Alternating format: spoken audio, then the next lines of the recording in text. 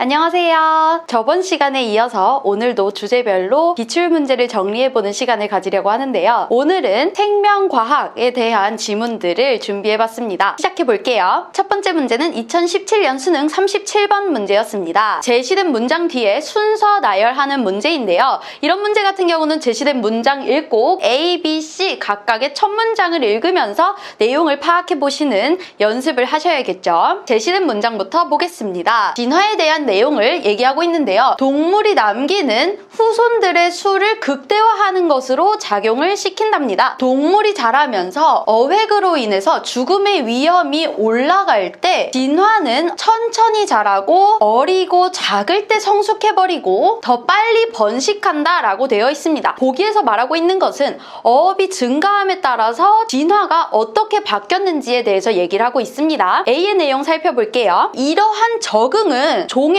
좋은 뉴스입니까? 라고 말하고 있습니다. 그러지 않다라고 말을 하고 있어요. A에서는 그런 진화의 부정적인 측면을 얘기하고 있는데요. 보기 뒤에 바로 A가 온다면 그 뒤의 내용들도 계속 진화의 부정적인 측면을 얘기하고 있으면 말이 되겠습니다. B의 내용을 봤더니 이것은 우리가 야생에서 볼 수 있다는 건데요. 그 뒤에 예시가 나옵니다. 이런 단어 사실 알 수가 없는 부분인데요. 약간 물고기 종류다라고 생각하시면 됩니다. 대구라는 물고기예요. 캐나다에 있는 대구는 4살에 번식하기 시작했습니다. 40년 전에 이 대구들은 성숙하려면 6살 혹은 7살까지 기다렸었어야 됐어요. 또 다른 물고기가 나오죠. 자, 이 물고기는 뭐냐면 가자미예요. 북해에 있는 가자미는 1950년도에 그들이 몸무게가 나갔던 것보다 절반에서 성숙해버린다. B에서 얘기하고 있는 내용은 이 어업 증가에 따른 진화의 내용의 예시를 들고 있는 거 알 수 있겠죠. 여기까지 읽었으면 B가 맨 첫 번째로 와야 되는구나 라는 걸 파악하시고 C로 넘어가면 됩니다. C의 첫 번째 문장을 봤더니 또 등장하죠. Together these. 이 모두가 의미하는 것은 이렇게 시작합니다. 보기 다음에 B가 오고 나서 만약에 C가 그 다음에 온다면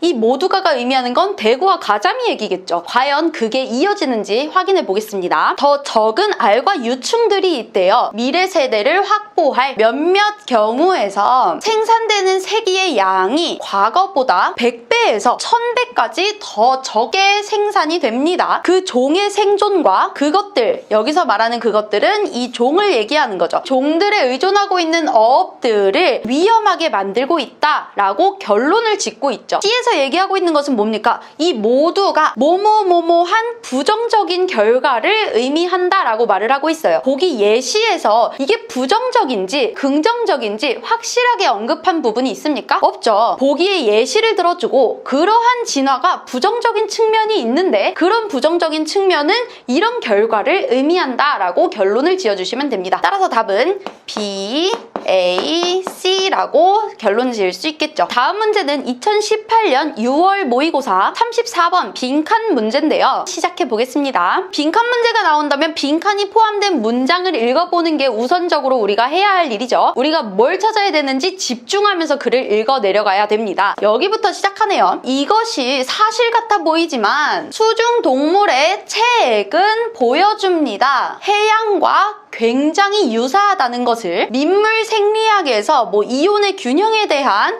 연구는 복잡한 조절 기제를 기록하고 있습니다. 물고기와 양서류와 무척추 동물에 의해서 빈칸하는 시도로 민물 생리학의 연구에서 물고기나 양서류나 무척추 동물들은 빈칸하려고 하는 조절 기제를 말하고 있다라고 생각하시면 됩니다. 민물에 있는 물고기나 이런 애들이 빈칸을 하는 것, 요걸 찾아내시면 되는 거죠. 근데 이 문제는 벌써 답을 읽어버렸습니다. 앞에 있는 요 문장을 보자면 믿기 힘들겠지만 수중 동물들의 체액은 바다와 유사성을 가지려고 하는 것을 보여준다라고 했죠. 민물에 있는 아이들도 바다와 비슷한 체액을 가지려고 한다라는 게 빈칸에 들어가면 되는 거죠. 바로 답을 찾을 수 있었습니다. 민물의 주변에도 불구하고 안쪽은 해양을 유지하려고 하는 조절 기제를 기록하고 있다라고 찾아주시면 되겠죠. 다음 문제는 2018년 수능 문장 삽입 문제였는데요. 내용을 좀 쉽게 읽어 내려갈 수 있었던 지문이었습니다. 문장 삽입 문제는 제시된 문장부터 읽어봐야 되는 거 알고 계시죠? 실험은 보여줍니다. 쥐들이 즉각적으로 선호하는 것을 소금에 대해서 그들이 소금의 결핍을 경험하자마자 쥐가 소금 부족을 느끼자마자 짠맛을 선호하게 됐다라는 게 제시된 문장의 내용이었습니다. 사람과 쥐들은 진화해왔습니다. 단 음식들을 좋아하기로 그것들은 높은 열량을 제공해주죠. 음식의 선호에 대한 연구는 찾았습니다. 꿀이 가장 선호되는 음식이라는 것을 찾아냈고요. 그 다음 문장 볼게요. 인간 신생아들은 또한 강한 선호를 보였습니다. 단 액체에 대한 사람과 쥐는 둘 다 쓴맛과 신맛을 싫어해요. 그들은 또한 적절하게 조정해왔습니다. 그들의 먹는 행동을 그 물과 열량과 소금의 결핍에 반응해서 자연스럽게 이어지는지 유심히 봐야 되는데 마찬가지로 그들은 그들의 단 것 물의 섭취를 증가시킵니다. 그들의 열량이나 액체가 고갈됐을 때 이 마찬가지로라는 단어 때문에 엄청난 힌트를 얻을 수가 있어요. 이 문장 다음에 마찬가지로 단 것과 물을 더 섭취하는 것이 나와 있지 않죠.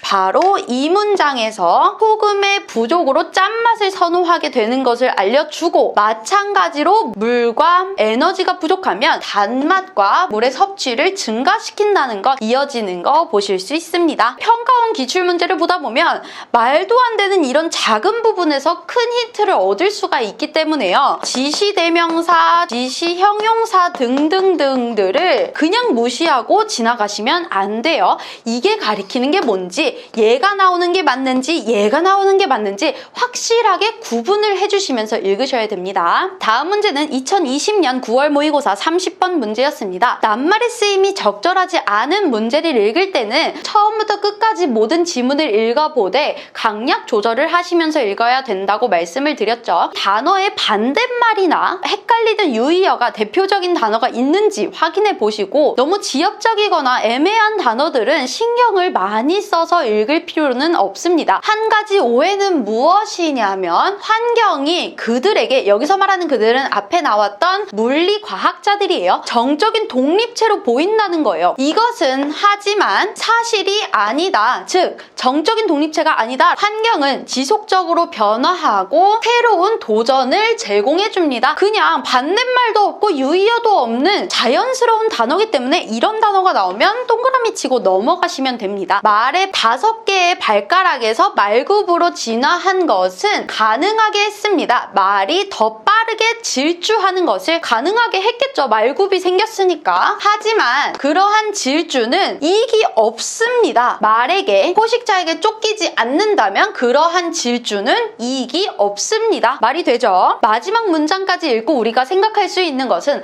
말의 발굽이 이렇게 진화한 것은 포식자라는 환경이 있기 때문에 진화를 했구나 라는 것까지 이해하고 넘어가실 수 있겠죠. 4번이 들어간 문장 여기서부터 보시면 되겠습니다. 달리는 것을 위한 말의 효율적인 기제는 발전하지 않았을 것입니다. 무엇을 제외하면 고기를 먹는 포식자들이 동시에 더 효율적으로 공격하는 방법을 진화시켰다는 그 사실이 아니라면 진화가 안 됐을 것입니다. 여기까지도 맞겠죠. 포식자들이 그 공격하는 그런 방법을 진화시켜 왔어. 그거에 따라서 말도 말 발굽으로 진화를 하게 된 거죠. 마지막 문장 볼게요. 서로 다른 생물들 간의 생태학적인 관계에 기반을 둔 법칙은 진화와 생물의 다양성을 이해하는데 선택적이다. 생태적 관계, 아까 예시로 나왔던 것은 말과 포식자의 얘기죠. 두 집단의 생태적 관계를 이해해야만 진화와 생명의 다양성을 이해할 수가 있었죠. 선택적일까요? 아니죠. 필수적으로 이해를 해야 진화와 생명의 다양성을 이해할 수 있다라고 판단해 주시면 됩니다. 그래서 정답은 5번이었죠. 같은 해 2020년 9월 모의고사 41번, 42번에서도 생명과학에 대한 얘기가 나왔는데요. 42번 문제도 적절하지 않는 낱말을 골라야 하기 때문에 처음부터 끝까지 다 읽어봐야 되는 게 맞습니다.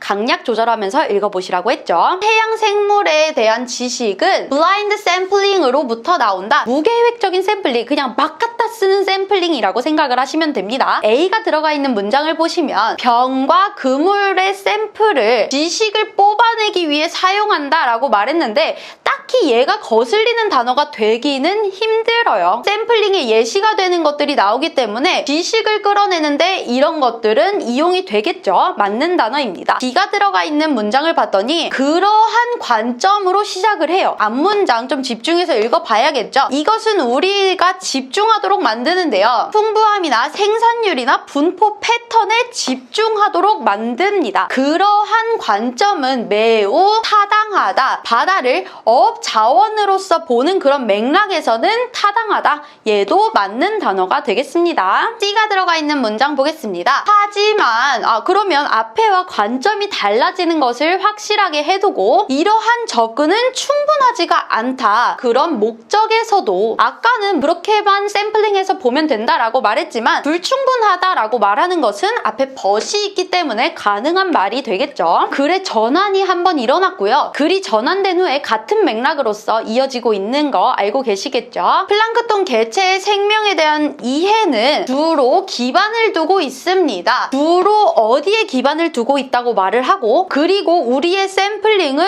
편향될 수가 있다. 글이 전환된 후에는 우리의 그런 실험들은 주로 이러한 것들에만 집중이 되어 있고 그래서 편향될 수 있다라고 말을 하고 있죠. 실험적인 관찰은 넓혀졌습니다. 실험실에서 유지하고 배양할 수 있는 그런 개체들에게 extended 됐다라고 말을 하고 있는데 특정한 이런 샘플들에만 집중할 수 있어서 편향될 수 있다라고 말을 하면서 실험 대상이 되는 애들이 확대가 된다고 할 수가 없겠죠. 여기도 반대말이 들어가야 적당한 단어였습니다. 42번의 답은 5번이 되겠고요. 적절한 단어는 limited 정도, 제한되어 있다라고 생각을 해주시면 됩니다. 41번의 답은 1번이 되겠죠. 해양 생물을 연구하는 데 있어서의 맹점에 대해서 얘기하고 있는 글이었죠. 풀었던 문제들 정확하게 한 문장 한 문장 다 해석을 해보시고 모르는 단어 정리해서 외우신 다음에 정독 1번, 속독 2번 꼭 해보시길 바랍니다. 수능을 완성하는 그날까지 화이팅 하세요. 안녕!